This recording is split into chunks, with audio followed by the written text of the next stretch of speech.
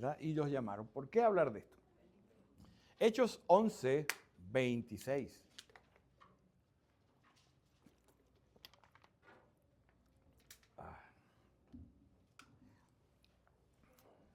Ok. Hechos 11, 26. Ok. Y bueno. Este es una parte, o como iglesia, ¿verdad? Yo ponía estos días en Facebook que la cultura ha tratado de redefinir, o sea, de cambiarle lo que significa ser un cristiano. Y vamos a hablar de lo que significa ser un cristiano de manera bíblica, ¿verdad? Un cristiano es, ¿verdad? Y les llamaron, puse yo, pero un cristiano es. Así, un cristiano es y después va, ¿qué van? ¿Cómo se llama? Puntos suspensivos. Saben que nosotros, el primer tema que hablamos en esta iglesia, ¿cuánto empezamos? Fue en noviembre del año 2022, creo. 22, 23. No, 22, 23. 22. Gracias. El primer tema es, ¿cuál es el ADN de la iglesia? ¿Recuerdan cuál es el ADN? O sea, el ADN es una partícula que tenemos cada uno de nosotros donde está la información de quién es que pertenece a este ADN. Y el ADN de la iglesia es lo que tiene la iglesia en todo, y el ADN es el evangelio, ¿verdad? El evangelio quiere decir que nosotros hablamos de quién, de Cristo. Porque Cristo es el evangelio, su vida, su muerte y su resurrección. Ese es el ADN. Pero otro concepto, ¿por qué? Porque queríamos empezar con, ¿de qué se trata esto? Se trata de hablar de Cristo, no del pastor, los testimonios del pastor, las victorias del pastor o de los hermanos, sino nuestro motivo es hablar de él. ¿Okay? Porque ahí está el poder, el mensaje de Cristo que tiene poder. Pero lo segundo que queremos ver, y preocupadamente, ¿verdad? Y más en un país como el que estamos, vemos que mucha gente lleva el título de cristiano, ¿verdad? Se dicen cristianos, y bueno, qué bien, pero nosotros queremos, ¿verdad? Queremos ir a la Biblia y que nos diga la Biblia qué es ser un cristiano. Porque quizás ningún otro concepto ha sido tan mal interpretado que lo que es ser un cristiano, ¿verdad? Pero que si tú haces un sondeo de las personas, la mayoría de personas creen que ser cristiano es estar bien con Dios. ¿Sí? Yo estoy bien con Dios. Otros creen, yo me imagino que cuando usted ha ido alguna vez a un mercado, yo iba al mercado de Pamplona, o al mercado de Maracaibo, o al mercado de San Cristóbal, allá, el de los pequeños comerciantes, ¿verdad? Los que conocen. Entonces había una balanza donde tú ibas a pesar algo, ¿verdad? Entonces la gente cree que Dios tiene una pesa grande, o sea, unas 2 pesas. Bueno, señor, aquí tengo yo 10 libras de buenas acciones. Aquí tengo unas mentirijillas, me saqué una vuelta pata y dice, bueno, esas pesan 5, pero yo tengo 10 libras de buenas acciones. Entonces cree que Dios tiene una pesa, una balanza donde las cosas buenas, si son más de las malas, entonces yo soy un cristiano, porque Dios es así.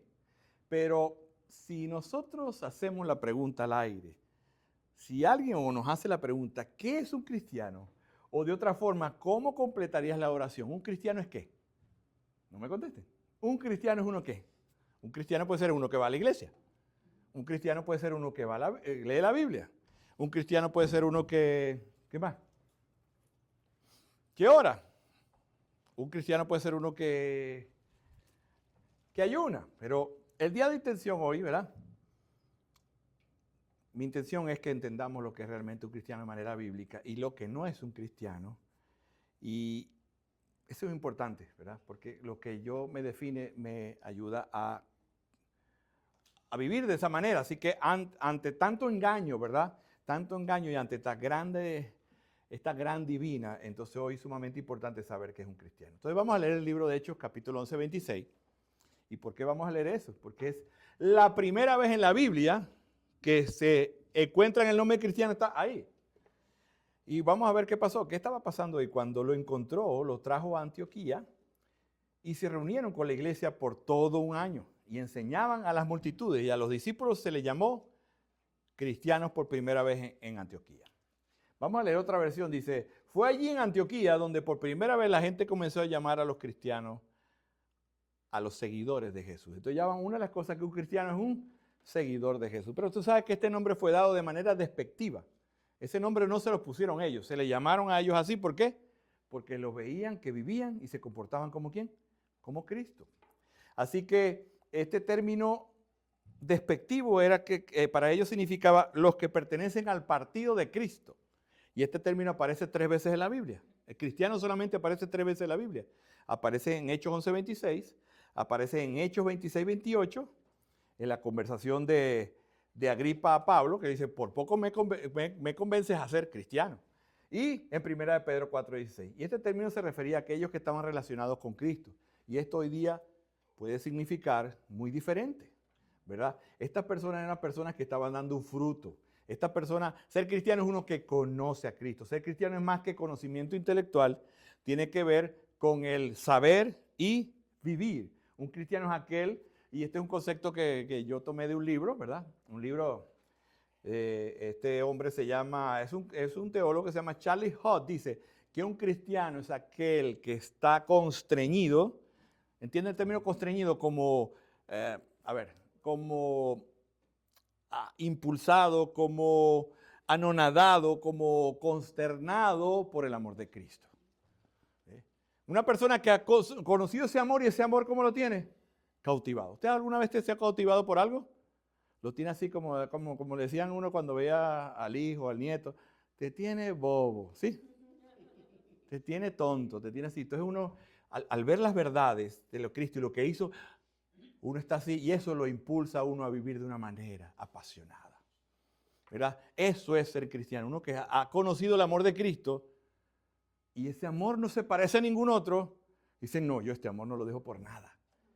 ¿Y ese amor qué va a pasar? Ese amor va a bajar un poco. ¿Qué hago yo? No, se me fue el amor. No. Voy a buscar a la fuente donde está ese amor. ¿Dónde?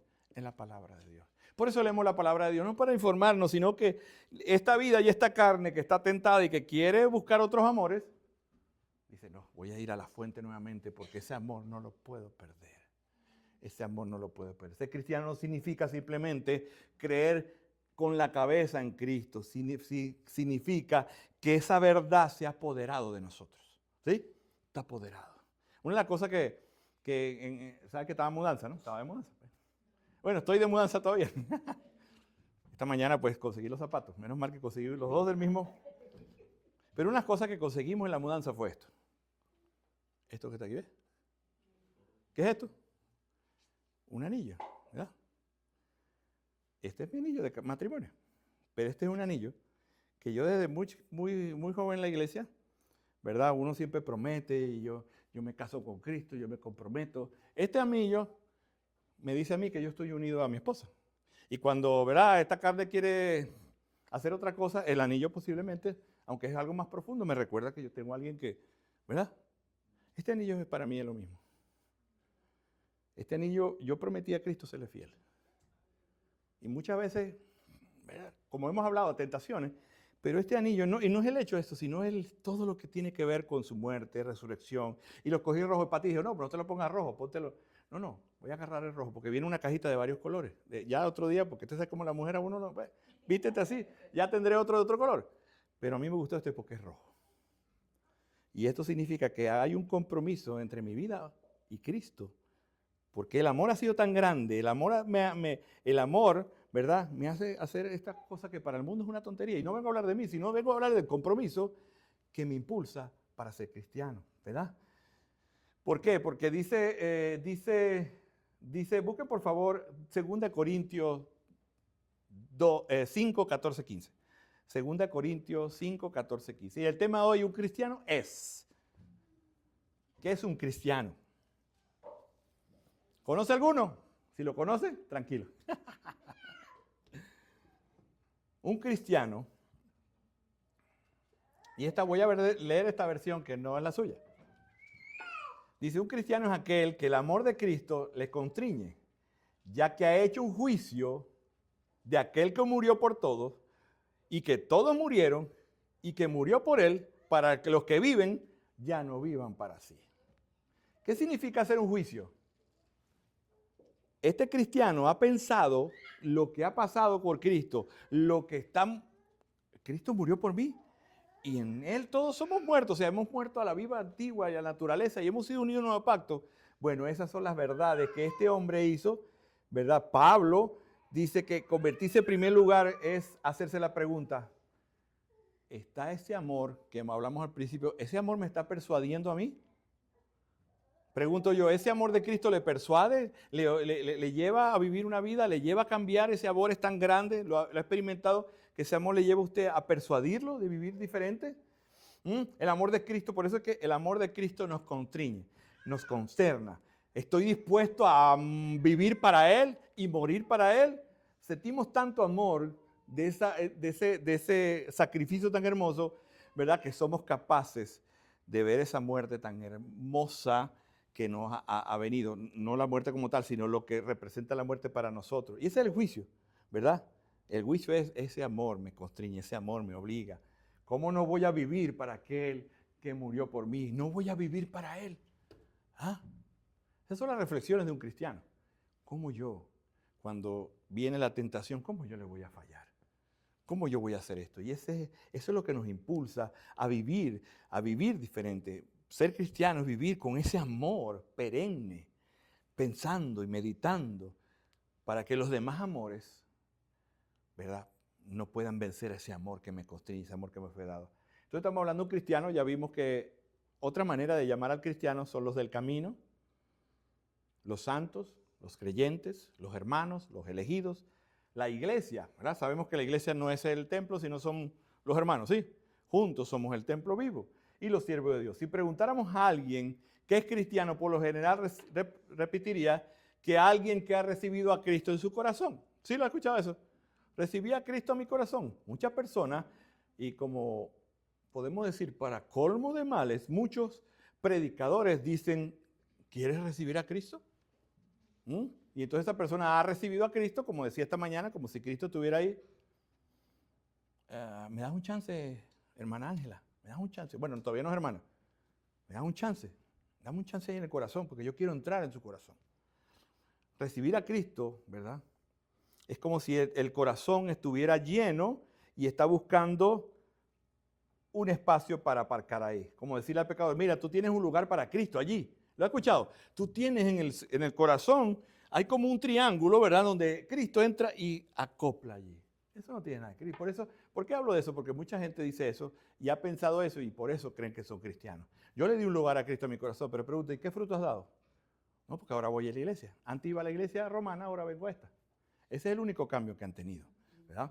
Entonces, ¿es realmente esto lo que plantea el Evangelio? No, miren, vamos al libro de Hechos capítulo 38. ¿Qué es un cristiano? Un cristiano es, y vamos a ver con lo primero allí. Vamos adelante que ya llevo 12 minutos. Y quiero administrar bien el tiempo el día de hoy, ¿ok? Hechos 2:38. ¿Qué es un cristiano? Y dice ahí, Hechos 2:38. Dice, y Pedro le dijo, arrepentíos y sed bautizados cada uno de vosotros en el nombre de Jesucristo para perdón de vuestros pecados y recibiréis el don del Espíritu Santo. Entonces un cristiano es uno que se arrepiente, ¿sí?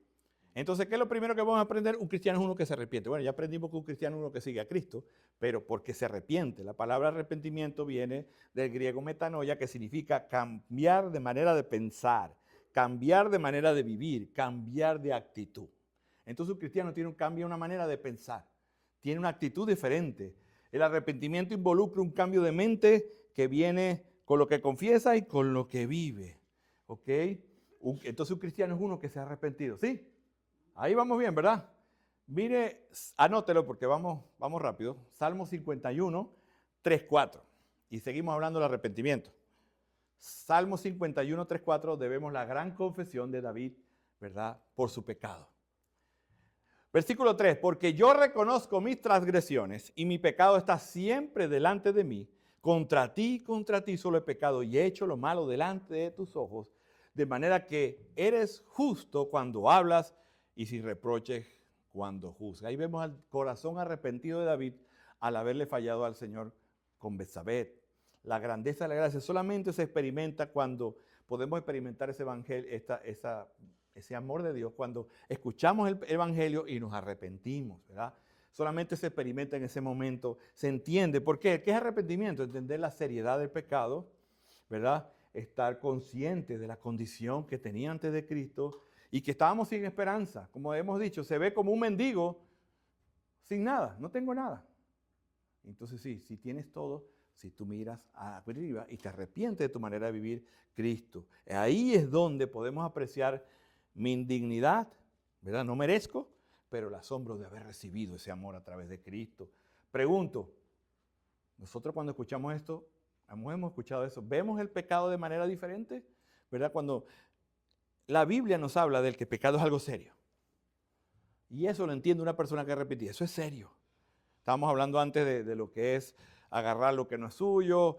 Cuando una persona no entiende, puede pecar, se roba las cosas, abre las cosas, las deja tiradas. Pero cuando yo entiendo la seriedad del pecado, ¿verdad? Es porque me he arrepentido. Porque hay una seriedad en ese pecado, porque ese pecado llevó a Cristo a morir.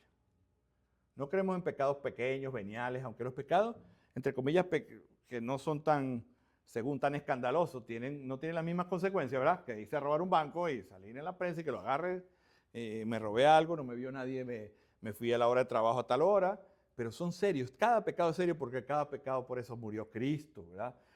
Cuando yo veo la seriedad del pecado, puedo ver un gran Salvador.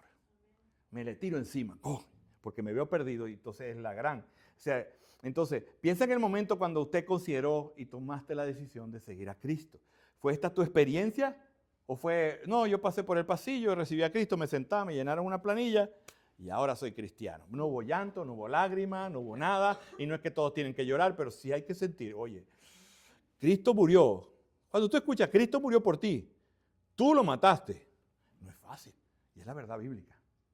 Podemos ver la película Pasión, como yo tenía alguien allá en Venezuela que, hey, no me gusta ver eso. Uy, y no me estoy burlando. Decía, no, míralo, porque tú fuiste culpable de eso. Y yo también. Entonces, cuando tú ves que ese hombre inocente murió por ti, por tu culpa, por la mía, no es cualquier cosa. No puedo pasarme riendo allá, a menos que no estés escuchando el Evangelio. Para ser salvo hay que escuchar el Evangelio. Hay que escuchar quién es Dios, la culpabilidad del hombre y lo que Cristo hizo. Por ese motivo hemos cantado estas canciones, ¿quién es nuestro Dios? Descendió hecho siervo. Que más representación del Evangelio, que el Dios, el que merece toda la gloria, se hizo siervo para tomar tu lugar. Porque solamente un hombre perfecto podía pasar el estándar de Dios y ninguno de nosotros es perfecto. Jesucristo dijo, tranquilo, yo tengo los créditos. Entonces, ese fue el motivo por que pusiste tu mirada en Cristo. El motivo correcto es ese que entendimos, ¿verdad? Cuando nos arrepentimos, reconocemos genuinamente que nuestro pecado y nuestra culpa y sentimos una genuina tristeza. Jeremías 31:19, anótalo. Jeremías 31:19 dice, porque después que me aparté, tuve arrepentimiento y después reconocí mi falta, herí mi muslo, me avergoncé y me confundí porque llevé la afrenta de mi juventud. Mira otra versión un poco más actual, dice, me aparté de Dios, pero tuve un remordimiento.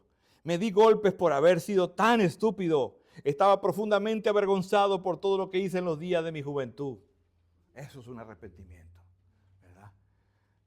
Se siente tristeza, una tristeza genuina que contrilla el corazón, ¿verdad? Porque Cristo no tenía la obligación de ir a la cruz y murió por ti. Entonces un cristiano es uno que se arrepiente. Ahora, vamos a ver otro punto. Un cristiano es uno que da evidencias externas del cambio. Entonces, primero que es un cristiano, uno que se arrepiente. Y ahora, porque siente tristeza, ¿verdad? Y ahora un cristiano es uno que da evidencias externas. ¿Sí entiende el término evidencias externas, verdad? Se ve afuera, hay un cambio exterior que le dice que ha habido esa transformación en nuestra mente. Aunque hayamos confesado con nuestros pecados y podamos expresar emociones, eso va acompañado de un cambio externo, que es lo que más cuesta ver, ¿sí o no? Muchos confiesan a Cristo, pero dice, ¿te apartaste de algo? ¿Qué cambió en tu vida? He pasado, ¿verdad?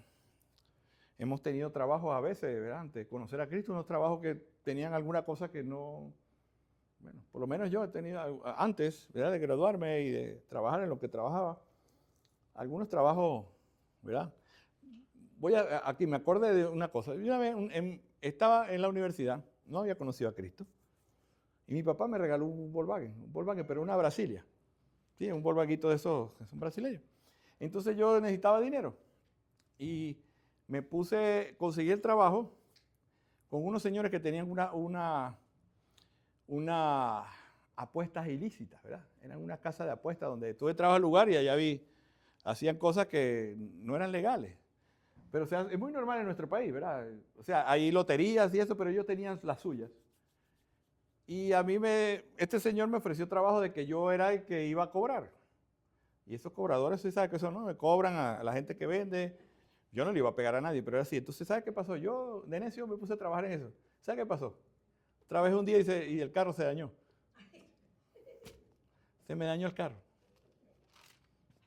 Yo creo que llegué a tener porque yo me asusté porque empecé a ver, me acompañó un hombre así como, ¿verdad? ¿Tú has visto a Rocky Balboa? Cuando Rocky iba a cobrar, que se ponía sombrerito y una cosita ahí como que, para meter miedo. El hombre el que iba a cobrar, yo manejaba y el que iba a cobrar, era un hombre que metía miedo. Pero yo, muchacho. Y cuando veo que entra con billetes con una faja así, un billetote aquí, que entró a un lugar a cobrar, yo digo, ¿y esto qué pasó? Ahí no, creo que, recuerdo bien, llegamos, no se hizo más nada, se empezó a echar humo el carro. Creo que eran los platinos y todo eso se fundió. Porque uno puede hablar, ¿verdad? Uno puede hablar, pero tiene que haber un cambio. El cristiano, que si yo estaba en ese trabajo, ¿verdad? Porque ¿cuál es el punto de ese trabajo? Ese trabajo, si yo lo hubiera tenido ya conociendo a Cristo, el Señor te inquieta y tienes que salir de ese trabajo. Tengo un amigo allá en Venezuela, voy a decir el nombre porque es muy bonito lo que voy a decir, se llama Pedro Vera, ¿verdad? ¿Usted lo conoce? ¿Se acuerda? Pedrito. Pedro Vera, él tenía un negocio muy pudiente, tenía venta de licores, tenía eso, y conoció a Cristo. ¿Verdad? ¿Qué tuvo que hacer el hombre? Salir del negocio y se dedicó a taxista. Ahora tú lo ves y dice echando llaves que se dedicó a la mecánica. Dice. Pero él tuvo que salir de ese negocio tan productivo que tenía a su familia tranquila porque era un negocio que no era lícito. Eso es un cambio externo, ¿verdad? Eso es un cambio externo, dejarlo ilícito para hacerlo bueno. Porque ¿sabe qué dice la Biblia? Por sus frutos los conoceréis. Así que dice la Biblia, eso es Mateo 7:20, anótelo, dice, así de la misma manera puedes identificar un árbol por su fruto, puedes identificar al cristiano por su fruto. Entonces, para resumir, un cristiano es uno que se arrepiente de mente, un cristiano es uno que da un fruto externo de ese arrepentimiento. Y pregunto yo, ¿es tu vida ahora diferente antes de Cristo y después de Cristo? No me conteste. Si tú eres creyente, ha tenido, quizás hay cambios radicales como esto, pero sí ha habido cambio en tu vida. ¿Qué hace la vida cristiana sea diferente del mundo? Venir a Cristo significa ser diferente de lo que antes era. Esto implica dejar el pecado y volverse a Cristo. Porque estábamos antes sin Cristo, estábamos en el pecado con Satanás y ahora deje de allí. Ahora, segundo punto, ¿qué no es un cristiano? Hay un término que se usa, cristiano nominal. Un cristiano nominal es un cristiano de nombre. Nominal es de nombre. Nominal significa nombre solamente. Y hay un término por ahí estuvo en el cine una película de Dietrich Bonhoeffer, ¿verdad? Estuvo aquí creo que hace pocos meses y fue un pastor que murió por Hitler, ejecutado por Hitler, fue a la horca 2 semanas antes. Yo dije, oye, 2 semanas antes que Hitler cayera, Hitler lo mató porque era un espía, ¿verdad? Estaba en contra de Hitler. Pero él, ¿por qué yo lo hablo? Porque él acuñó, él trajo un nombre, porque estoy hablando de cristiano nominal, que se llama gracia barata. ¿Qué es la gracia barata? Es aquella que donde el evangelio no cuesta nada, es barato. O sea, no se habla de muerte, no se habla de cruz, no hay arrepentimiento, Cristo te recibe como tú. ¿Usted ha escuchado ese término? Cristo te recibe como tú quieras, vente. Así, tranquilo, chueco. Sí te recibe chueco o torcido, pero después tú ahí tienes que arrepentirte y cambiar de vida. Pero ese cristianismo de gracia barata es un cristianismo donde no hay cruz. Y muchas de las canciones que nosotros cantábamos anteriormente son de gracia barata.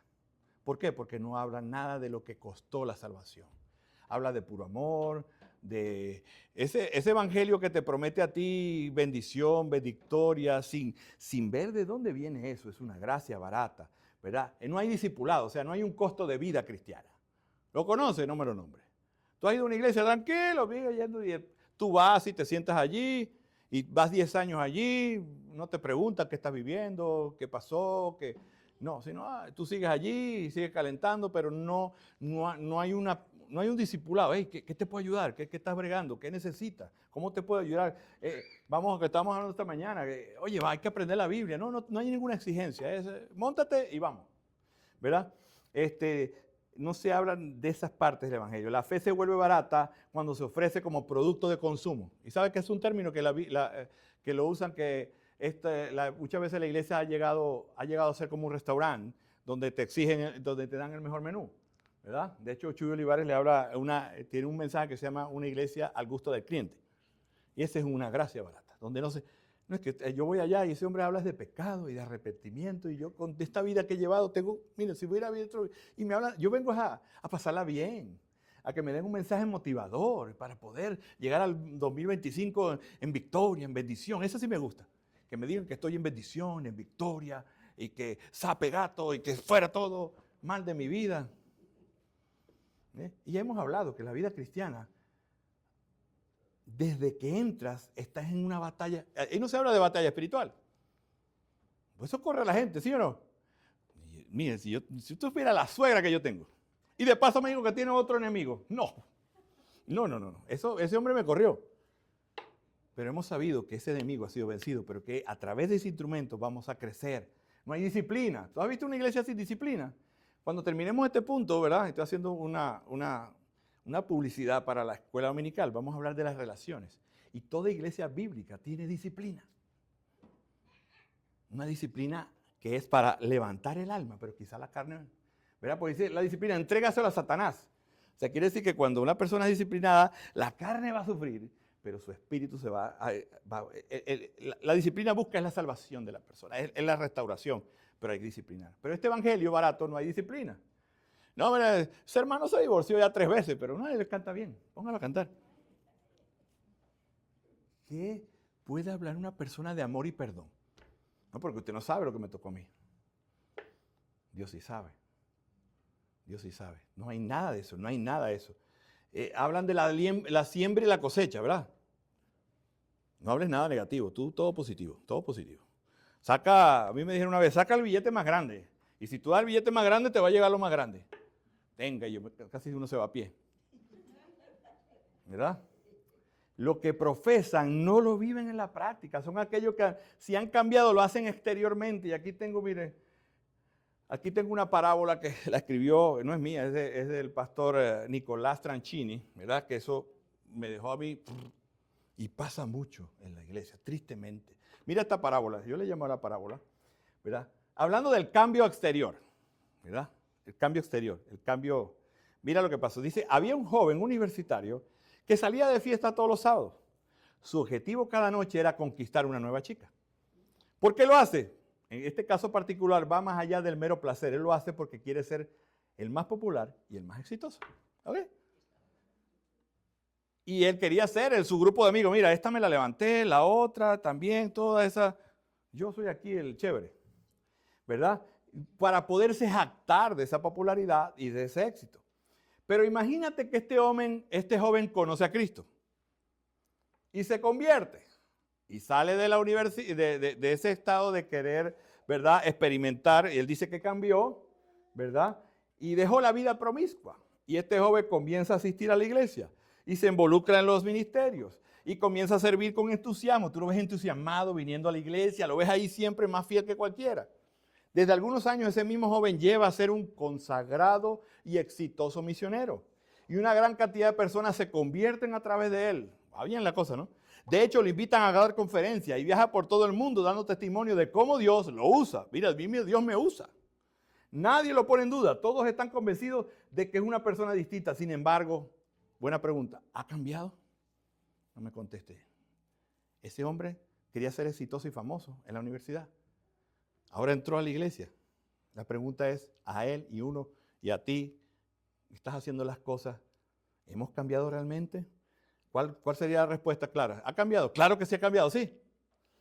Bueno, sin embargo, la única forma de saber si alguien ha cambiado es preguntarle por qué estás haciendo lo que estás haciendo.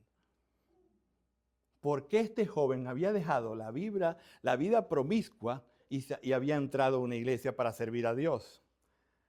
Dice Dios en la palabra, Dios no mira al hombre lo que lo mira al hombre. Pues el hombre mira la apariencia exterior, pero Dios mira el corazón.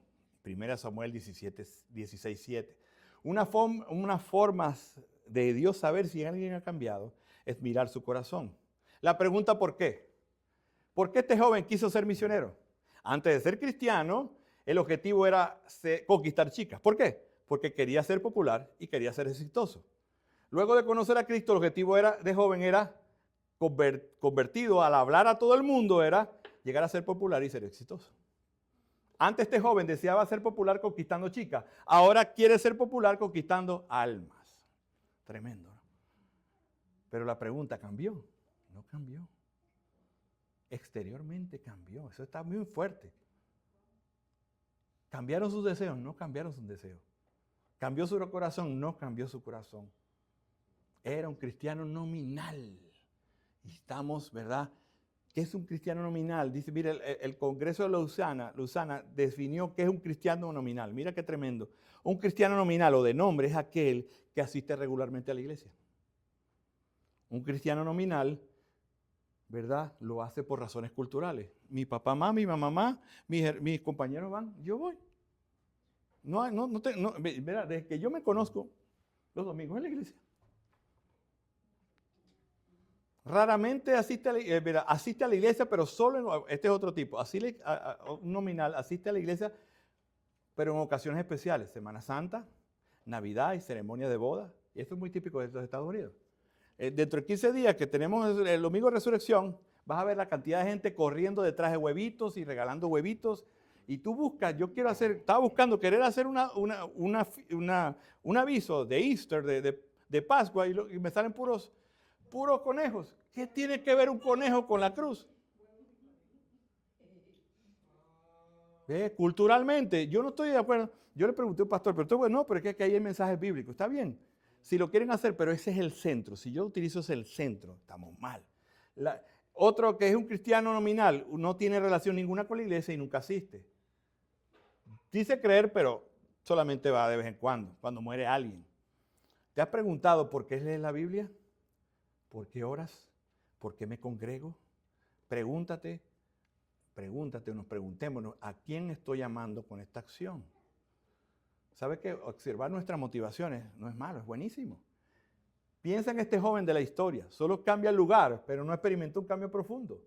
Solo fue un cambio de comportamiento. Muchas veces este tipo de cristiano cambia es el comportamiento externo, pero no el corazón. Aquí el tema es el corazón. Un cristiano experimenta algo profundo, ¿verdad? Romanos 12:2 dice que el cristiano tiene un cambio de mente. Dice, no se dejen conformar a que hay un imperativo, ¿verdad? No, ¿qué es un imperativo? Un mandato. No te dejes amoldar, ¿verdad? Estaba viendo un programa se llama Culturalmente o Contexto Cultural, donde dice, preocupado, el hombre hizo una encuesta en un maestro, preocupado de la cantidad de horas que pasan los niños en cosas diferentes, que no es la Biblia y las cosas de Dios.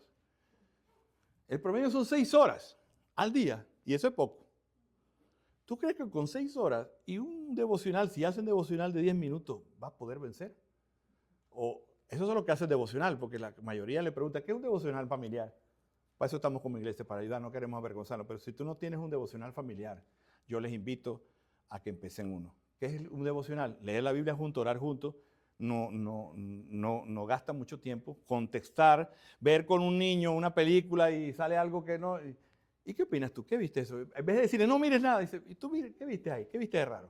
Y bíblicamente exponer, eso no está mal por esto y por esto, amorosamente. Eso los niños no tienen, pero la Biblia dice que no nos dejemos, ¿verdad? No nos dejemos poseer, no nos dejemos, sino que, ¿verdad? No nos actemos, sino que seamos transformados. O sea, un cristiano tiene una transformación de mente. Por eso necesita la Biblia. ¿Cómo transformamos la mente si no tenemos la Biblia? Otra versión dice, no se adapten a este mundo, sino transfórmense con acción de deber, de realizar por nosotros. Dice, mediante la renovación de tu mente para que verifique qué es lo bueno delante de Dios. Entonces, no nos dejemos. ¿Qué quiere el mundo? Y esas 6 horas que pasan los niños, cambiarlo, moldearlo. ¿Y cómo hacemos eso nosotros? Intencionalmente poner a los niños, ¿verdad? A jugar pelota, hacer otras cosas donde haya otra información que no sea la misma, ¿verdad?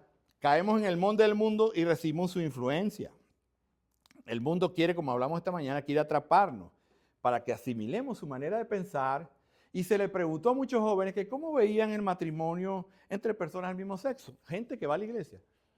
Y en una minoría, pero sí era que piensa que no está mal. ¿De dónde viene eso? De lo que están escribiendo la información. Entonces, ¿cuáles son las pautas del mundo que nos tientan a conformar. Pregúntate, ¿qué estoy escuchando yo que está tratando de conformarme? ¿O que está tratando de cambiarme? ¿Cuáles son las cosas que puedes hacer esta semana, una tarea, para eliminar esas cosas que tú ves que no te son convenientes? Porque te están llevando a mirar lo que no es malo, no es tan malo. Porque eso es lo que quiere el mundo, que las cosas que son para Dios no, sí y no, sean grises. ¿Sí entienden, no? Hay sí y no. Y dice, no, más, tal vez. ¿No? En la vida cristiana hay sí y hay no. Pero ese molde dice, no, pero es otro camino, ¿verdad? ¿Verdad? Entonces hay un cambio de mente. La Biblia dice, no vivan como todo el mundo vive. No vivan como todo el mundo vive, ¿verdad? Esta persona ha cambiado su mente para no vivir como todo el mundo vive. Sino, ¿por qué? Porque su mayor tesoro, ¿cuál es? ¿Cuál es el mayor tesoro? ¿Cuál es el mayor tesoro de un cristiano? ¿Ah? Cristo, ¿verdad? Entonces, al ver este hombre o esta mujer lo que le ofrece el mundo, comparado con lo que he tenido de Cristo, no tiene cabida en mi mente, no tiene cabida. ¿Cómo me va? ¿Cómo me va a invitar eso a hacer Y si por ese bravo, no, yo sé a dónde viene Satanás. ¿Cómo me va a invitar un domingo esa bendición que yo tengo? Vengo y me gozo, el Señor me llena, mira, comemos, disfrutamos. ¿Cómo me va a decir que me vaya con él a saltar? No, voy a ir a pescar. Bonita, pero ¿por qué no pescas después del culto? ¿Por qué no pescas el sábado? ¿Por qué no pides un día de permiso y vamos a pescar? ¿Por qué tiene que ser esta hora?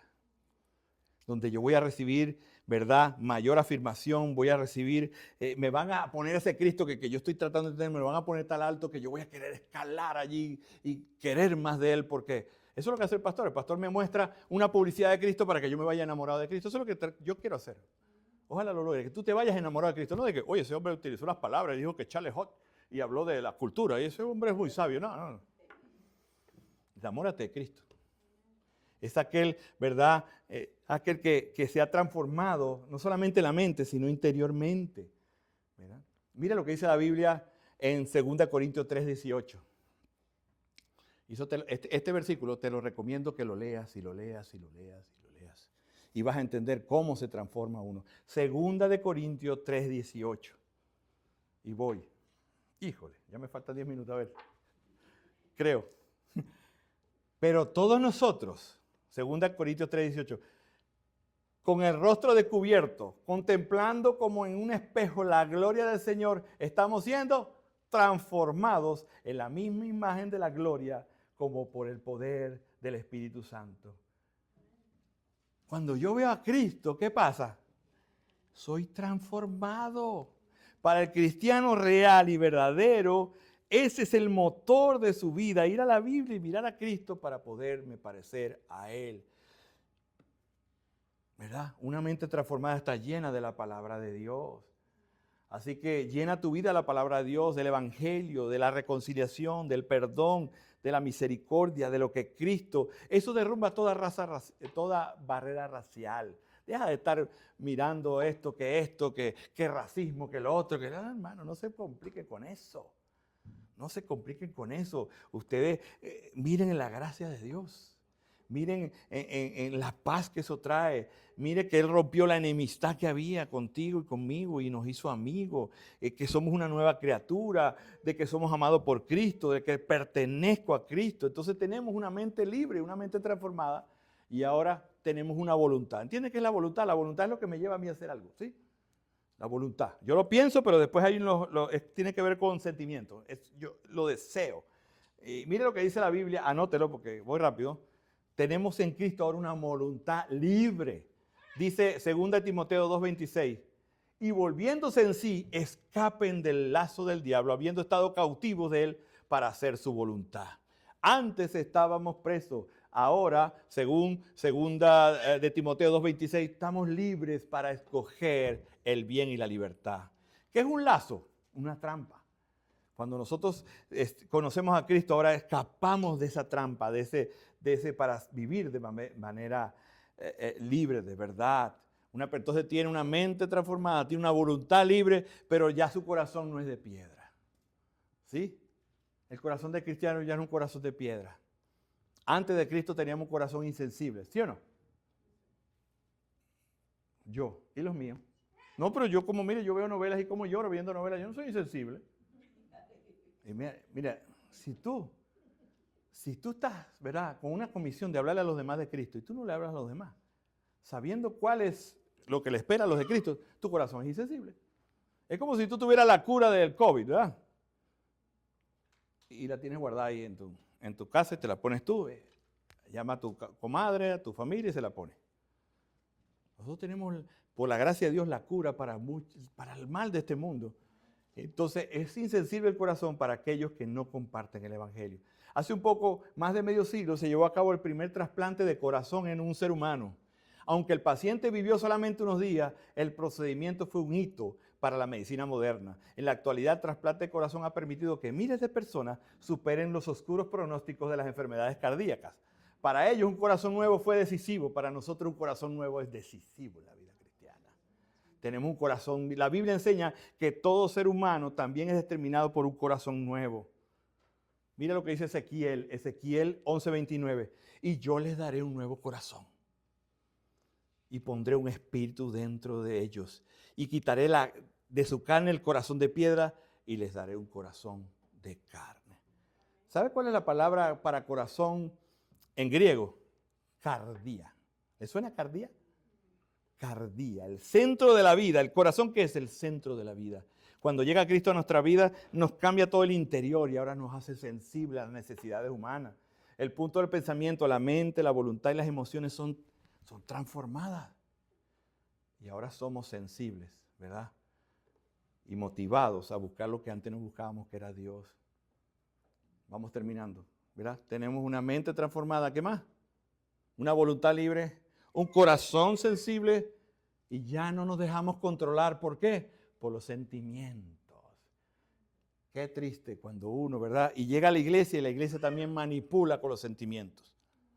Mira lo que dice la Biblia en Gálatas 5:16. Gálatas 5:16. Digo pues, andad por el Espíritu y no cumpliréis el deseo de la carne. Los actos en tu vida nos enreda con la naturaleza pecaminosa, pero ya dice Dios que nos liberó de eso. ¿Cómo puede un cristiano seguir viviendo conforme al deseo de la carne? Pregunta, ¿cómo puedes esta semana fortalecer eso? ¿Qué puedes hacer para fortalecer y no caer en que te lleven y te muevan las entrañas y los sentimientos? Fortalecer el espíritu, ¿verdad? El diablo le gusta manipularlos también.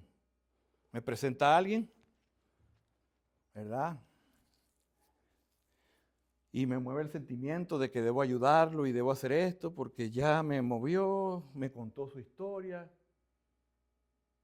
Y hay personas que no dicen que las ayude.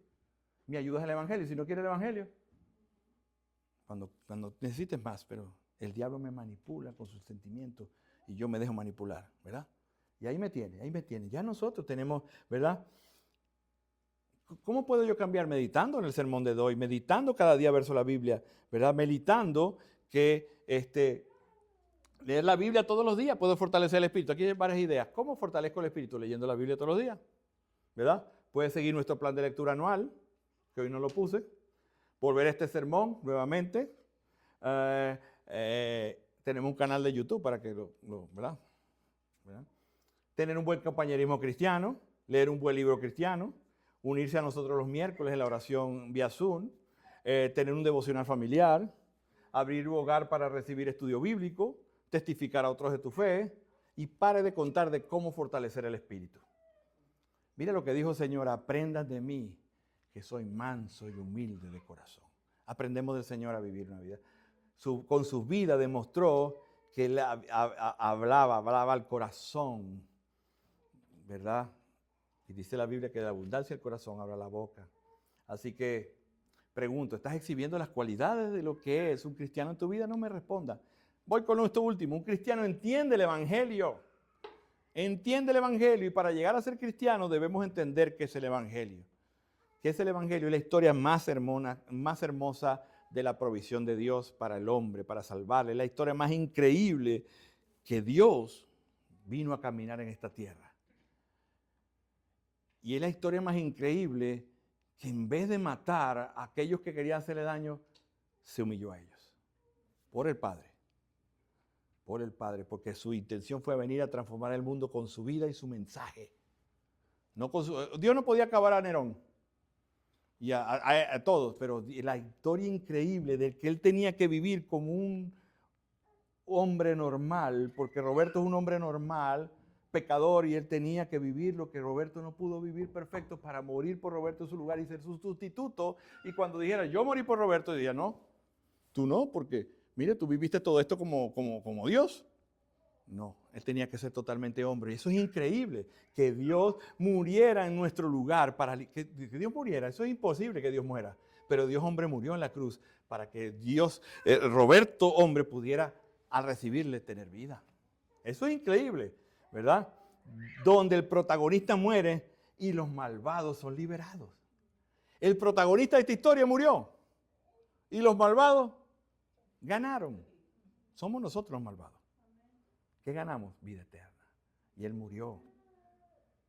Para entender el Evangelio tenemos que saber quién es Dios. Que Él es santo, Él es perfecto, Él es dueño y Él merece pedir a nosotros cuenta de lo que lo ha hecho. Te va a decir, Roberto, ¿qué hiciste con tu esposa? ¿Qué hiciste con tus hijos? ¿Qué hiciste con esto que te di? No, pues yo pensé que eso era mío. No, ustedes son administradores. De mi hijo, sí. Y yo te di a un hijo para que tú lo formaras en el temor mío.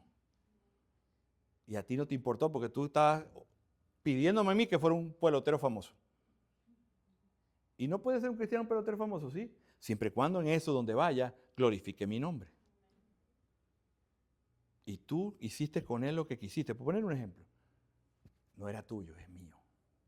Y yo te lo regalé porque los hijos son herencia de Dios. Pero la Biblia es el manual para que tú los críes conforme al yo te lo di y tú no lo hiciste. Entonces Dios, como Dios, va a venir a pedir cuentas. Y es bueno, porque yo vivo, cuando tú vives como dueño, dañas, ¿sí o no? A menos que seamos bien.